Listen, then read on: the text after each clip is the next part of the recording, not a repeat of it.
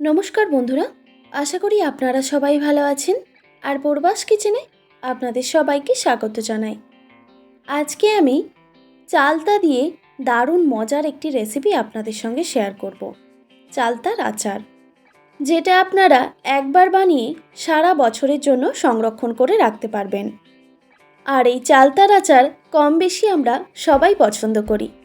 তো চলুন দেখে নেওয়া যাক আজকের এই রেসিপিটি।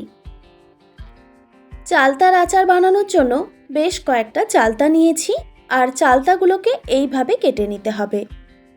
চালতা কাটার জন্য কিন্তু অনেকেই চালতা বানাতে চায় না বা কখনোই বাড়িতে আনতে চায় না। তো আপনারা এইভাবে কিন্তু খুব সহজেই চালতাটা কেটে নিতে পারবেন। আর চালতা কাটার জন্য বটি দিয়েই কিন্তু খুব ভালো কাটা যায়।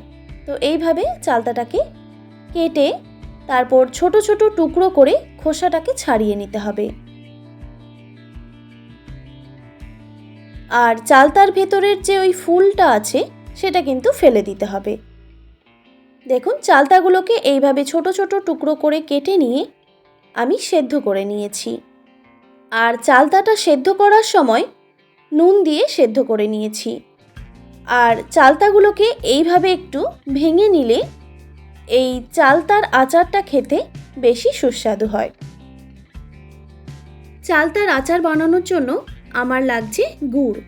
আমি 1 কেজি মতো গুড় কড়াইতে গরম করতে বসিয়ে দিয়েছি।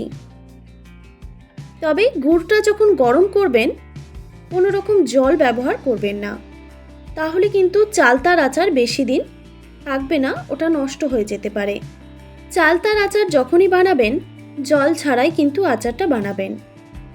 গুড়টাকে এবার খুব ভালোভাবে ফুটিয়ে নিতে হবে। তবে এই রকম অনবরত নাড়ার কোনো প্রয়োজন নেই, এতে গুড়ের যে একটা চিটচিটে ভাব থাকে সেটা কিন্তু চলে আসবে, তাই সব সময় নাড়ার প্রয়োজন নেই। গুড়টা দেখুন হালকা হালকা ফুটে আসছে, আর এই সময় গ্যাসের ফ্লেমটা অবশ্যই হাই রাখতে হবে।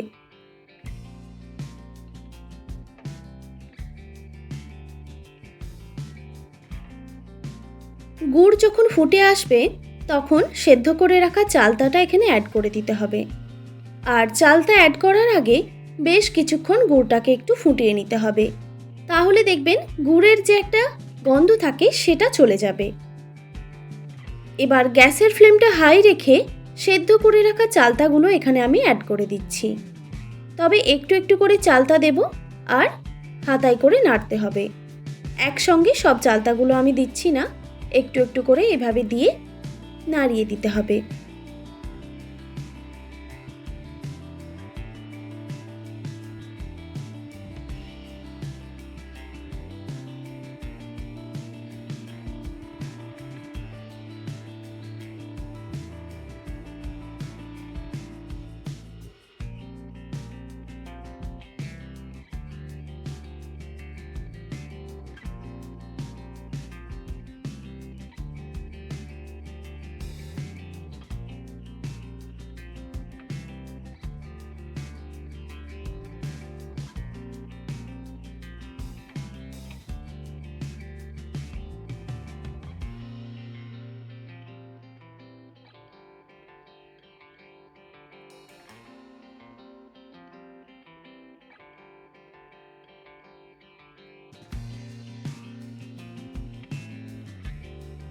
চালতাগুলো সব দেওয়ার পর গ্যাসের ফ্লেমটা হাই রেখে বেশ কিছুক্ষণ টাইম নিয়ে ফুটিয়ে নিতে হবে। তারপর এই চালতার আচার বানানোর জন্য একটা মশলা রেডি করে নিচ্ছি। একটা কড়াইতে বেশ কয়েকটা শুকনো লঙ্কা নিয়েছি। লঙ্কাটাকে হালকা করে একটু ভেজে নিতে হবে শুকনো কাঠখোলাতে। লঙ্কাটা যখন একটু ভাজা হয়ে যাবে এবার এখানে আমি আরও মশলা অ্যাড করব। আমি একটা প্লেটে নিয়েছি কালো সর্ষে, 5 ফোড়ন, সাদা সর্ষে, কয়েকটা এলাচ, গোটা জিরে, আর নিয়েছি মৌরি, আর নিয়েছি চন্দনী। এবার এই উপকরণগুলোকে শুকনো কাঠখোলায় ভেজে নিতে হবে, তারপর গুঁড়ো করে নিতে হবে। এই সময় গ্যাসের ফ্লেমটা অবশ্যই একদম লোতে রাখবেন, না হলে কিন্তু মশলাগুলো খুব তাড়াতাড়ি পুড়ে যাবে আর ভাজা হবে না।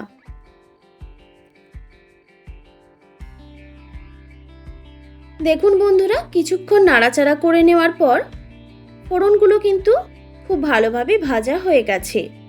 এবার আমি গ্যাসের ফ্লেমটা অফ করে দিয়ে এইগুলোকে একটু ঠান্ডা করে নিয়েছি। এবার মিক্সির জারে আমি দিয়ে দিচ্ছি। এইগুলোকে গুঁড়ো করে নিতে হবে।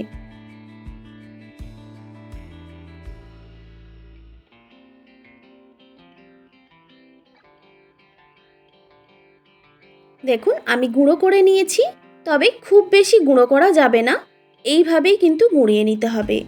একদম মিহি করে গুঁড়ো করলে চালতার আচার কিন্তু খেতে একদমই ভালো লাগবে না। এবার এই গুঁড়ো মশলাটা আমি চালতার আচারের মধ্যে দিয়ে দিচ্ছি, যেটা আমরা গুড়ের মধ্যে চালতাটাকে আগেই ফুটিয়ে রেখেছিলাম। এবার মশলাটা দেওয়ার পর ভালোভাবে মিক্স করে নিতে হবে। আর এই সময় কিন্তু গ্যাসের ফ্লেমটা অফ রেখেছি আমি।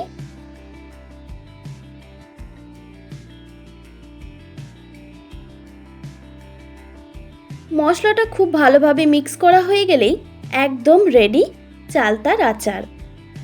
আপনারা বাড়িতে অবশ্যই এইভাবে ট্রাই করে দেখতে পারেন। এবার চালতার আচারটাকে কিছুদিন রোদে দিয়ে শুকনো করে নিতে হবে। রোদে দিলে চালতার আচার বছর জুড়ে সংরক্ষণ করে রাখা যায়। আশা করি আজকের রেসিপি আপনাদের ভালো লেগেছে। আর ভালো লেগে থাকলে অবশ্যই একটি like, comment, share and subscribe করে দেবেন। আর পাশে থাকা বেল আইকনটিও প্রেস করে দেবেন। তাহলে নিত্য নতুন রান্নার ভিডিওগুলি আপনাদের কাছে পৌঁছবে। আর ফেসবুক থেকে দেখে থাকলে অবশ্যই পেজটিকে ফলো করে দেবেন। ভালো থাকবেন, সুস্থ থাকবেন। দেখা হচ্ছে নতুন কোনো রেসিপি নিয়ে। এতক্ষণ আমার সঙ্গে থাকার জন্য ধন্যবাদ।